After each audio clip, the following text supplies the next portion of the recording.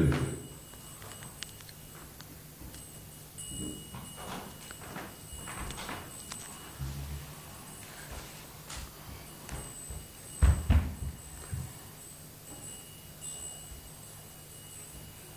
But if you take an example of a devotee who's working, has his own business, and so on, and then the temple, quote unquote, is not responsible for his children. Or to the extent that there's established some type of common relationship. But otherwise, to the basis of one's dependence, of one's obligation, to that degree that one can expect something. And I think that's where a lot of sometimes conflict comes up. There's a lot of conflict that comes up when devotees have expectations from someone who doesn't really feel that they have a particular right for that expectation. They feel like they're entitled to something, some privilege, some finances, some benefits, some recognition or something that someone else doesn't agree with. And it may be right and it may be wrong, but because it's left to subjectivity to determine, therefore it becomes a constant source of conflict.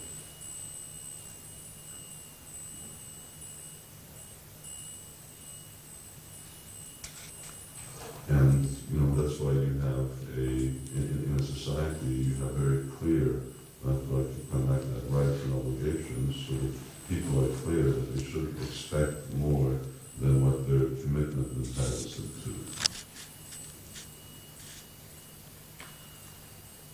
And unless that's spelled out, then you always have constant conflict.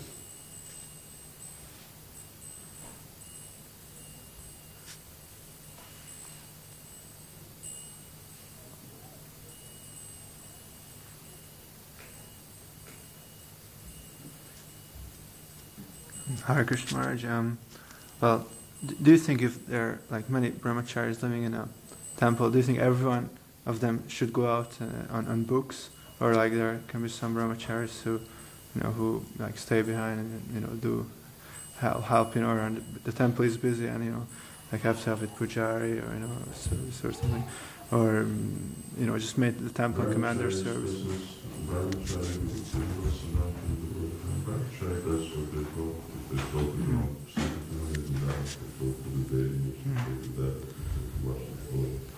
Whatever they're taught, that's the basic training. For some that they learn this selfless lifestyle where you just start learning. And although in general it's always very good that brahmacharis all learn book distribution and they all get experience of that. But the basic principle is that whatever they're requested to do, that's their obligation. Mm-hmm. And what do you think of, like, there's some people who are like natural, ability to, distribute books, like they're very naturally able to deal with strangers on the street, very naturally able to stop it. There may be some people who are not naturals, but they still have some desire to do that. So how would you help, in that case? What would be your advice for people who would like to do but they don't feel like it? Like to do, don't like to do is not brahmachari's business. Mm. Do all of your time. Brahmachari means you do what the Guru tells you to do. Uh-huh. Because that's what you came for. Mm. That's what you come for brahmachari life. You come to learn the discipline of that type of lifestyle which develops qualities that then later become very instrumental, so that one learns how to become self-disciplined. Because when you end up in Grihastha ashram, then you don't live under the same circumstances, you don't live in such close quarters, you may have to be working and living at long distance from the temple. But if you've had that training, then you learn how to actually acquire self-discipline. Mm. Very nice. And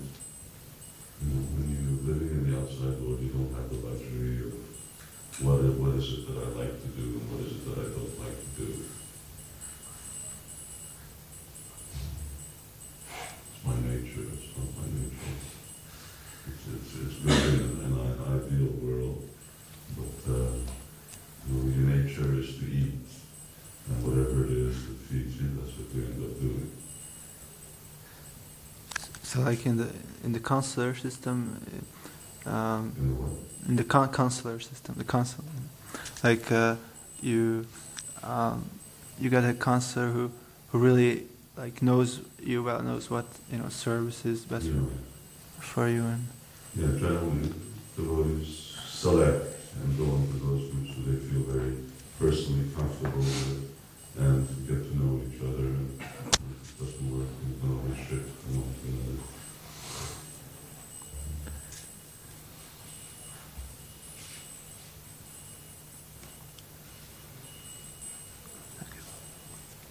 Is this helpful in a way?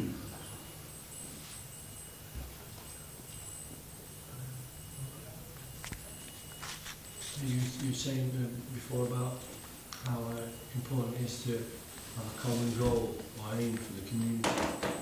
I was wondering how, and it should be well defined as well. And I was wondering how important it is to have that as like a mission statement, for the community. Mm-hmm. Something that everybody, the members of the community, knows. If they're asked, what's your community about, what do you do, and you just have it there, it's been written down, so that people know what it's about. Yeah. Call it constitution, mission statement, particular goals, and then that's who it is to the community. Someone says, well, I don't agree with that. Okay.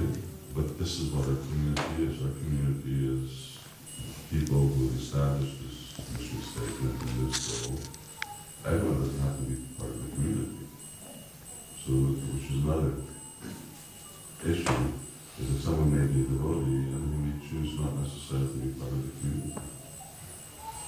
He's part of the community in one way, but he's not particularly an active member because he doesn't buy into the active portion of the communal lifestyle.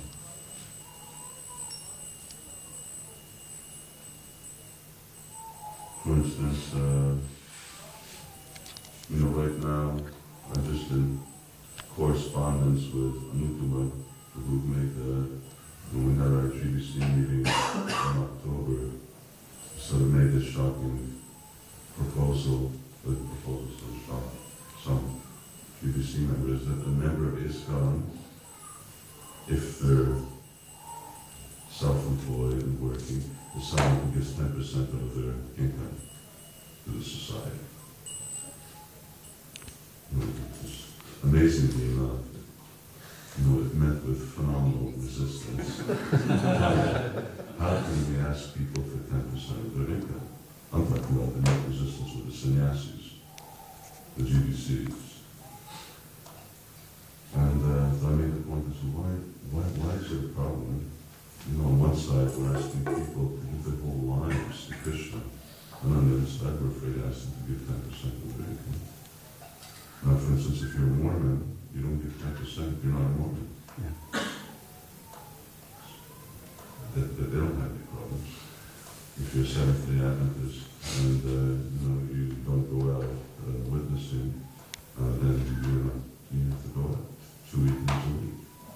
It's part of your duty. So the clearer that we define, we get sort of scared by this, not so much because of what it is that we're asking for, but the fact that we are asking, we want to clearly define membership where it actually hasn't yet been very clearly defined, where we just let everyone define themselves whether they're a member or not. I'm a devotee. You can't. I'm a devotee. I should be able to eat here for free. I went out for Sankirtan 2 years, 15 years ago. For the rest of my life, I should be able to eat here for free. Why are you asking me for a donation?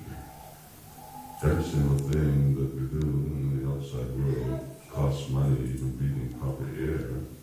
And when it comes to, I'm just giving this an example, when it comes to technical law, some things need to be free, and it's not, maybe they should be, maybe they shouldn't, but because it's not defined, therefore we get into conflict situations, we get into all kinds of false expectations, and devotees have different ideas, and it just remains individual ideas. So we're working on that internationally, globally is being worked on that, and then when we talk about actually, that constitution that the book suggests about should we, different centers have, different centers will have, or different yatras will have, then it's going to need to conform to the basic structure of Islam's constitution. It's going to have to fit into that also, which was